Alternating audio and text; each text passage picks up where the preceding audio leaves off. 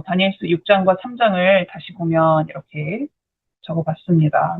네, 지지난주에 6장의 이야기를 제가 간단하게 해드리긴 했는데, 6장의 내용과 3장의 내용이 어떤 면에서 되게 비슷하기 때문에, 왜 이렇게 비슷한 이야기가 두 번 적혔을까, 뭐 이런 것들을 생각해보는 시간입니다. 기도하고 계속하도록 할게요. 사랑이신 아버지 하나님, 끝날 것 같지 않았던 무더위에도 계절이 바뀌는 변화가 느껴집니다. 또 남쪽에서 들려온 물난리 소식에 마음이 무겁기도 합니다. 하나님 아버지의 돌보심이 아니면 1분, 1시간도 장담할 수 없는 이 땅에 살아가고 있는 우리들입니다. 그러다는 것을 항상 기억하고 매 순간 아버지께 의지하고 믿음으로 살아갈 수 있도록 인도하여 주시옵소서. 이 시간 저희가 성경 말씀을 공부할 때 필요한 지혜를 넉넉히 허락하여 주시옵소서. 예수님의 이름으로 기도합니다. 아멘.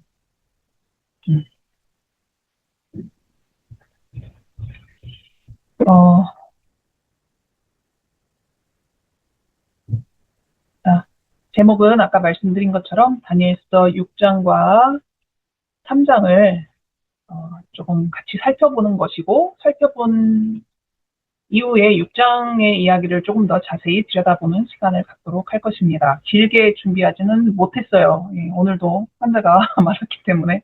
네.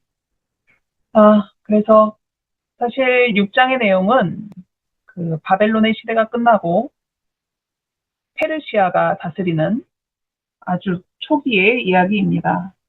그리고 3장의 이야기는 느부갓네살 왕이 다스리던 시기, 아마도 초중반에 일어났던 일일 거니까 꽤 시간 차이가 있어 보이죠. 하지만 내용상으로 봤을 때는 뭔가 비슷한 면들이 많이 있습니다. 3장의 내용 혹시 기억하실지 모르겠는데 2장에서 느부갓네살이 꿈을 꾸잖아요. 기억을 못하는 꿈, 그리고 그 꿈을 다니엘이 와서 결국은 해석을 해주고 왕이 하나님께 하나님을 높이고 다니엘을 이제 높은 자리에 올리는 그런 일들이 있었는데, 2장과 3장 사이에 무슨 일이 있었는지 잘은 성경에 나와 있지 않지만, 느부갓네살 왕의 마음이 다시 바뀝니다. 그래서 자신이 꿈에서 꿨던 신상하고 비슷하게 우상을 큰 걸 하나 만드는데, 꿈에서와 달리 금으로만 된 신상을 만들잖아요. 그리고, 그 신상에게 모두 절하라는 그러한 명령을 내리는데, 다니엘의 세 친구가 그 신상에게 절하지 않고 그래서 풀무불에 던져졌지만 예수님이 등장을 하시고 그 친구들은 무사히 나오게 됩니다. 이런 이야기가 이제 3장의 이야기였고, 6장은 세 친구는 등장하지 않아요. 나라가 바뀌었습니다. 페르시아로.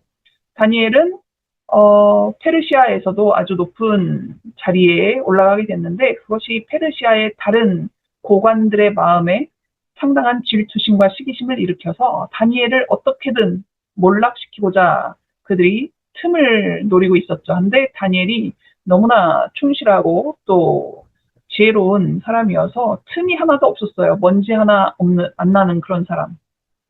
결국 다니엘의 신앙을 가지고 다니엘을 시험하는 그러한 일들이 생기게 됐는데, 결국 다니엘은 자신이 기도하는 것 때문에 사자굴에 던져지게 되었습니다.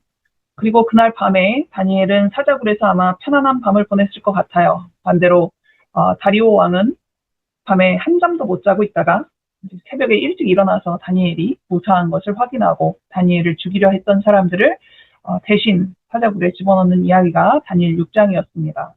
자, 3장과 6장이 어느 정도 비슷하다라는 것들이 이제 느껴질 텐데요. 이렇게 비슷한 사건을 성경에 2번이나 기록한 이유가 있을 것입니다. 그 이유가 무엇일까라는 것을 생각해 보도록 합니다. 미래에 확실하게 있을 일에 대한 예언적 성격을 가진 사건입니다. 이 사건들은.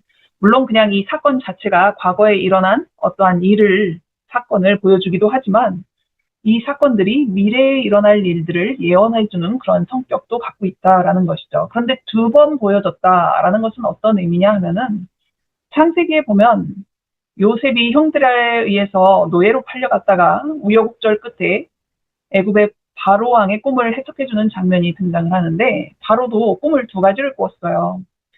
그런데 꿈의 내용이 무엇인지 아무도 해석을 못하고 있다가 요셉이 불려와서 바로 왕에게 했던 말이 있습니다. 뭐라고 했냐면은 왕이 두 번 꿈을 겹쳐 꾼 것은 반드시 일어날 미래의 일이라고 해석을 해줘요.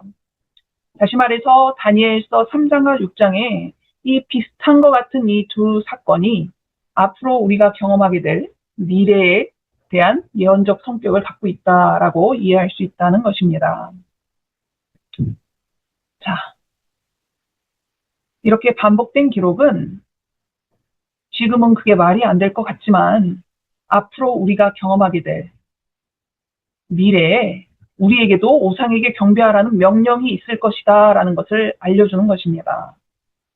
그리고 경배하지 않는 이에게, 그 법령에 순응하지 않는 이에게는 사형이 그 대가로 명령이 내려질 것을 말해주고 있죠. 하지만 최종적으로 하나님의 백성은 구원을 받을 것이다 라는 것까지 이 3장과 6장의 사건을 통해서 우리에게 알려주고 있는 것입니다. 그리고 흥미롭게도 오늘 자세히 다루지는 않고 살짝만 보고 갈 건데 다니엘서 3장과 6장에 이렇게 반복된 기록이 계시록에도 이런 일이 있을 거야 라고 알려주는데 그것도 두 번에 걸쳐서 나와요. 3장과 6장의 내용과 비슷하게. 예. 성경은 참 여기저기 짝이 잘 맞춰지는 책입니다. 자, 그래서 3장과 6장을 좀 더 자세히 비교해 보면은 우리 시대를 기준으로 봤을 때 이미 과거에 일어난 일, 1260년 동안에 일어났던 일들로 이해를 할 수 있는데 먼저 다니엘서 3장의 사건은 느부갓네살 왕이 신상을 만들고 절하라고 했던 거죠. 그건 바벨론에서 일어난 일이고 다니엘서 6장은 페르시아라는 새로운 나라에서 일어난 일이에요. 바벨론이라는 나라는 유다라는 나라, 그리고 그 안에 있던 예루살렘 성전, 뭐 이런 것들을 다 멸망시킨, 하나님의 백성을 멸망시킨 나라입니다. 페르시아는 6장의 그 내용이 다 나오진 않지만, 나중에 다른 역사 기록을 보면은, 이 페르시아는 고레스 왕이 하나님의 백성들을 다시 고향으로 돌아갈 수 있게 해줘요. 가서 그 예루살렘을 다시 재건할 수 있게 해주는 그런 백성을 구원해주는, 하나님의 백성을 구원해주는 그런 나라입니다. 참 다르죠. 그런데 이게 계시록 12장에서도 비슷한 내용이 나와요. 거기에는 누가 나오냐면 용과 땅이 나옵니다. 용은 교황권을 가리키는 단어고 땅은 미국을 가리키는 단어예요. 교황권은 1260년 동안 하나님의 백성을 엄청 핍박했습니다. 중세시대에. 하지만 그 일의 끝에 부분에 보면은 이 사람들이 도망을 가죠. 청교도들을 중심으로 해서. 그리고 그들이 새로이 정착한 땅이 미국이잖아요. 그래서 이 미국이라는 땅은 하나님의 백성을 받아주고 도와준 그런 역할입니다. 그래서 다니엘서 3장과 6장의 내용이 계시록 12장에 나오는 내용과 연결이 되는구나를 우리가 이해할 수 있고요. 자, 이거는 이미 우리를 기준으로 봤을 때는 다 끝난 일이에요. 하지만 우리를 기준으로 봐서도 앞으로 될 일을 또 가르쳐주고 있습니다.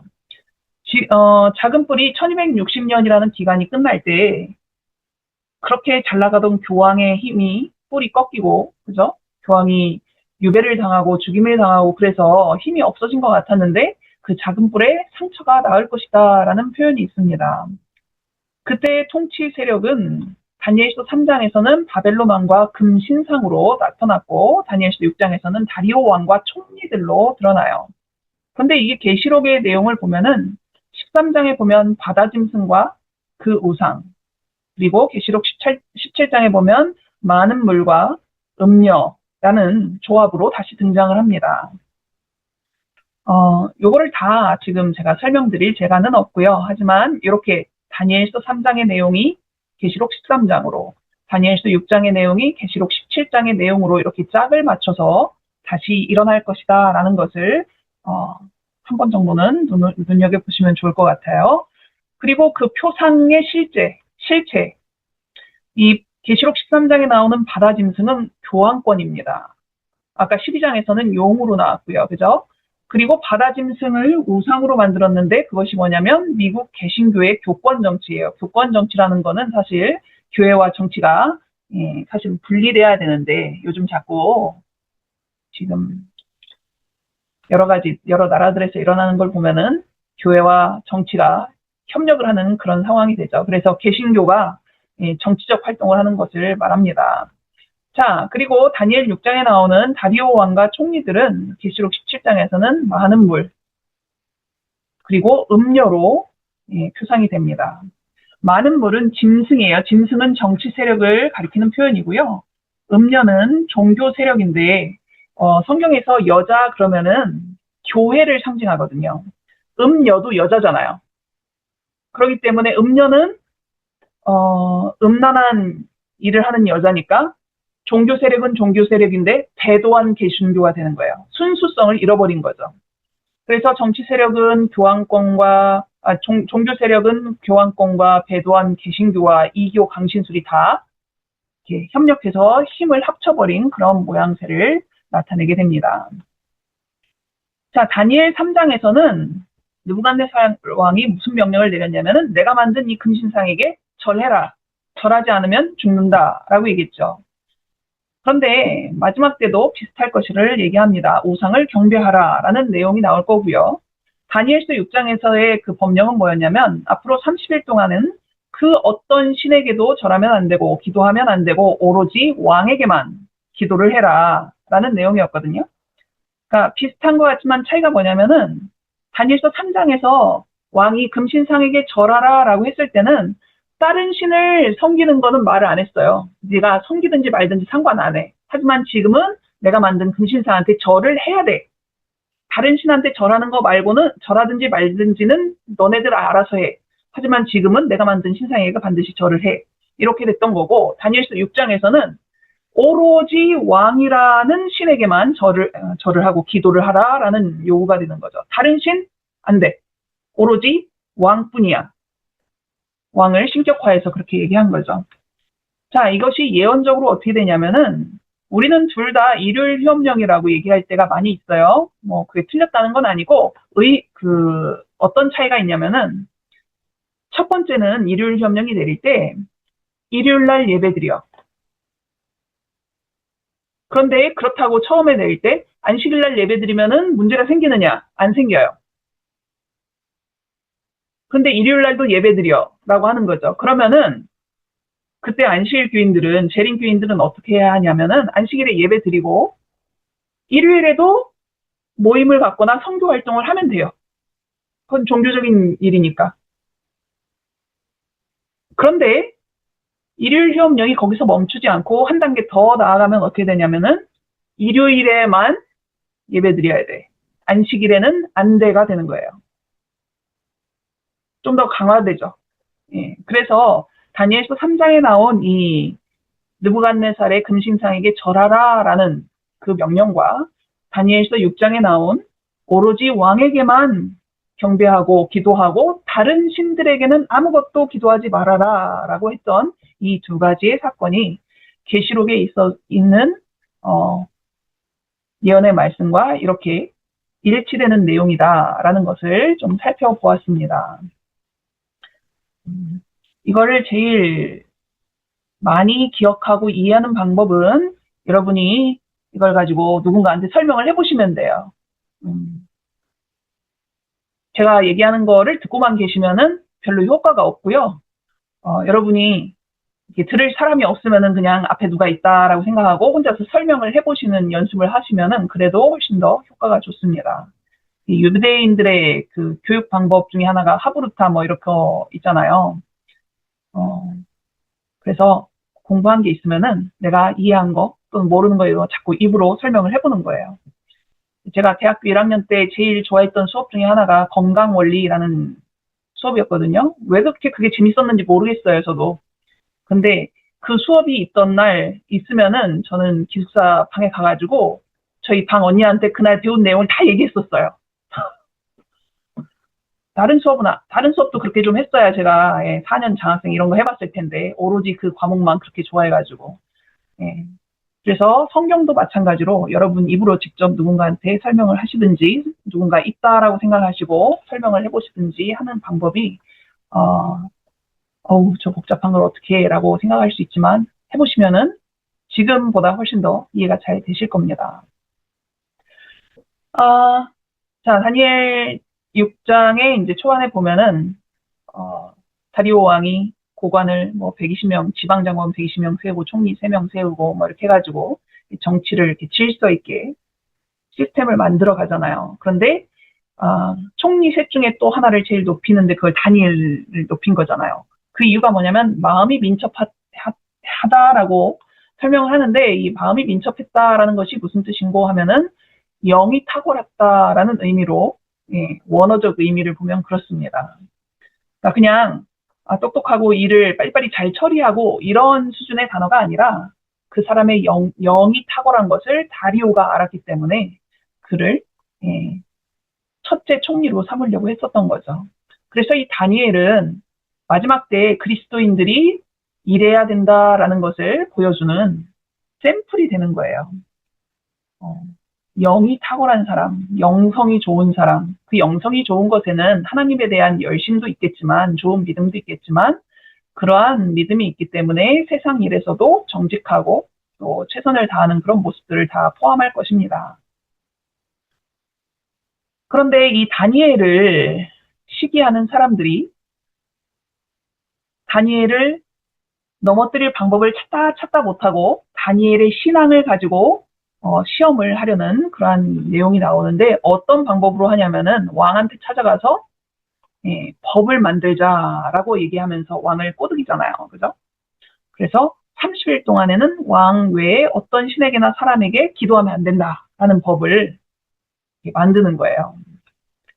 그러니까 사실 하나님의 법을 가지고 다니엘을 넘어뜨리지 않으면 다니엘을 무너뜨릴 방법이 없기 때문에 다니엘이 믿는 그 하나님의 법과 관련한 법을 만들도록 총리들이 왕한테 찾아간 거예요. 신앙과 관련된 법을 만들자고 하는 그 제안을 가지고 왕을 찾아간 거죠. 신앙과 관련된 법이니까 이거는 종교법이 되겠죠. 그래서 종교와 관련된 법. 그래서 여기 나온 총리들이 뭐 신앙이 어쩌네 저쩌네 이런 말은 없지만 이 총리들은 종교 세력을 대표하는 역할을 하는 것입니다. 이 사건 안에서. 그리고 아까 보여드렸던 요한계시록에서도 그렇게 짝이 이루어지고 있었어요. 사탄은 다니엘을 너무너무 죽이고 싶어 했어요. 물론 사탄이 죽이고 싶어 했던 사람은 너무나 많습니다. 역사적으로 볼 때. 그러다 보니 노아 홍수도 일어나고 그 다음에 출애굽기에 보면은 그 모세가 태어났을 즈음에 바로가 이스라엘의 남자아이들을 싹 다 죽이자고 했잖아요.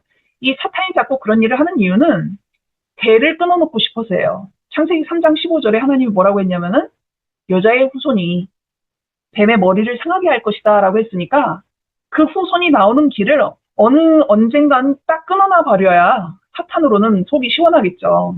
그래야 자기의 운명이 바뀔 거 아니에요. 그런데 여러 번 시도했는데 하나님이 그때마다 피할 길을 주시든지 살려주시든지 뭐 이런 일들이 역사적으로 여러 번 있었단 말이에요. 그런데 유다라는 나라가 우상 숭배를 때문에 정말 이제는 나라 전체가 다 망했는데도 하나님을 이렇게 신실하게 섬기는 다니엘이라는 존재가 남아있는 거예요. 사탄에게는 다니엘이 눈에 가시죠. 정말 죽이고 싶었어요.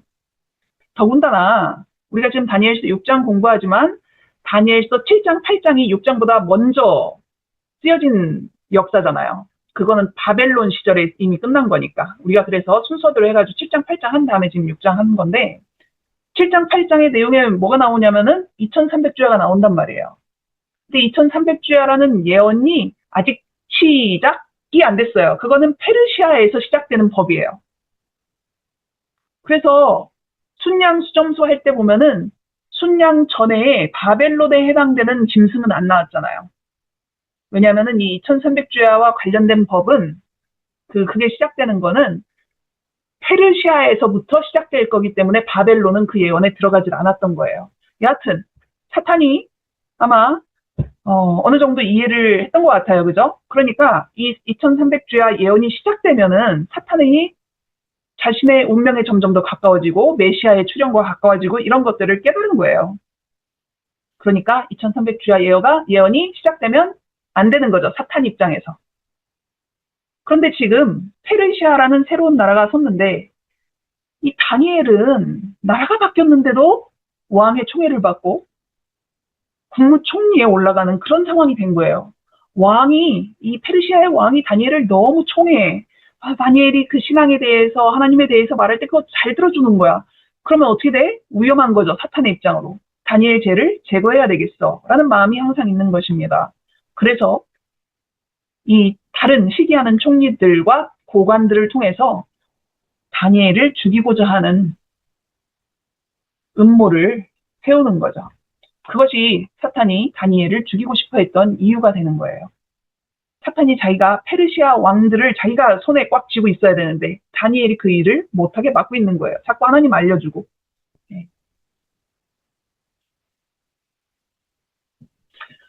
이렇게 총리들이 왕에게 찾아가서 뭐라고 하냐면은 이런 법을 만듭시다. 30일간은 왕한테만 기도하게, 왕한테만 경배하게 하는 법을 만듭시다 하면서 메대와 바사에 고치지 아니하는 규례를 따라 그것을 다시 고치지 못하게 하옵소서 이런 얘기를 합니다.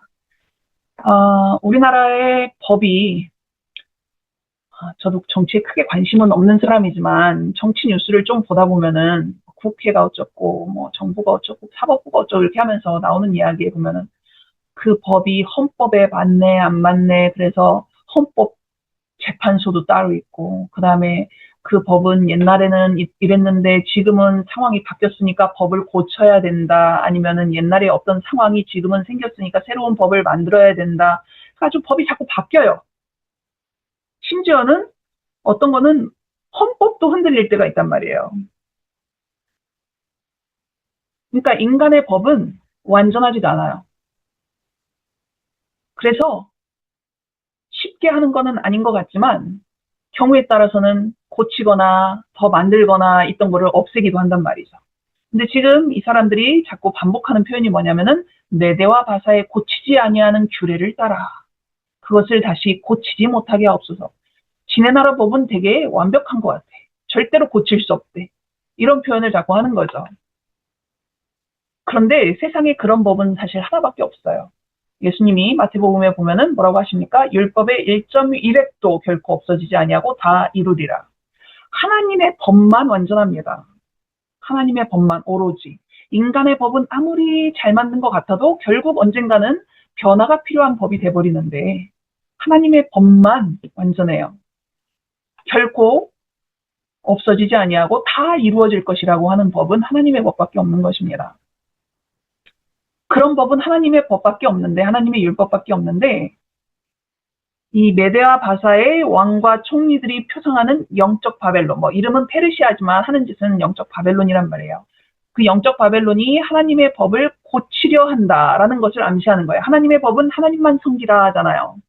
그런데 세상의 법으로 하나님만 섬기는 걸 못하게 하는 거죠. 법을 바꿔버리는 거예요. 하나님의 법 위에 사람의 법이 있는 것처럼 그렇게 하나님의 법을 고치려 한다라는 것을 우리가 이해할 수 있습니다.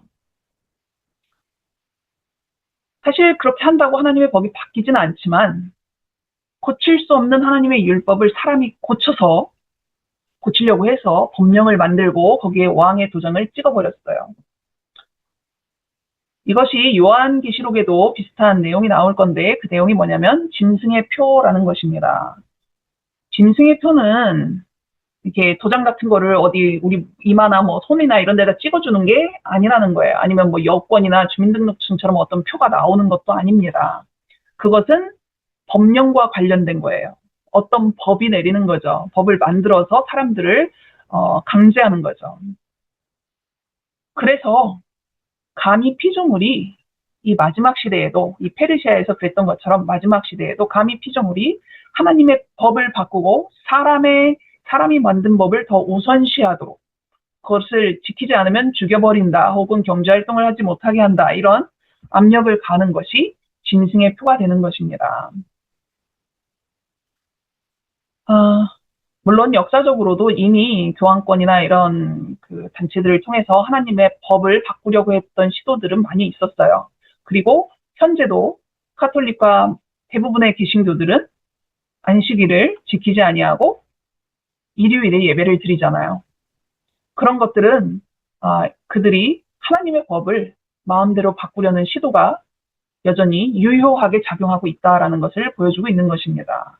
우상도 만들지 말라 그랬는데 카톨릭에만 가도 마리아 상을 비롯해서 온갖 성인 군자들의 상을 다 만들어 놓고 그 앞에서 기도하잖아요. 그래서 카톨릭이 만든 그 성서에 보면은 10계명이 우리 것과 내용이 좀 다릅니다. 둘째 계명은 없고, 그리고 이제 하나씩 이렇게 올라가다 보니까 10계명이어야 되는데 9계명이 돼버리잖아요. 그러다 보니 10째 계명을 또 2개로 쪼개놓고 뭐 이렇게 해서 10계명이라는 것을 새로이 만들어 놓고 그런 것이 있고, 그런 식으로 교황권은 하나님의 법을 바꾸려는 그런 시도를 했다라는 거죠. 그런데 다니엘은 그 법이 어떤 것을 의미하는지 다 알고 그 법을 어겼을 때 어떤 결과가 있을지를 다 알면서도 어떻게 해요? 예루살렘으로 향한 창문을 열고 굳이 왜 다니엘의 집이 어떤 집인지 모르겠지만 창이 여러 개 있었나 봐요. 그런데 굳이 예루살렘 쪽을 향한 창문을 열어놓습니다. 그것은 솔로몬이 예전에 성전을 짓고 난 다음에 하나님께 기도를 한 게 있는데 그것이 역대하 6장에 나와요. 그 기도문 중에 하나가 뭐냐면은 우리가 범죄해서 나라가 망하고 포로로 잡혀갔는데 거기서 좀 깨닫고 하나님 우리가 잘못했어요. 우리의 죄가 이렇습니다. 하지만 우리 깨달았습니다. 용서해 주십시오. 회개합니다. 라고 했을 때 하나님 기도 들어주세요. 그리고 다시 돌아오게 해주세요. 라고 기도를 했단 말이에요. 이거를 포함해서 이런 내용을 포함해서 매우 긴 기도를 했는데 하나님이 그 기도를 들어주셨어요. 그러니까 솔로몬이 했던 이 기도문은 효력이 있는 거예요. 하나님이 오케이 사인을 해줬으니까.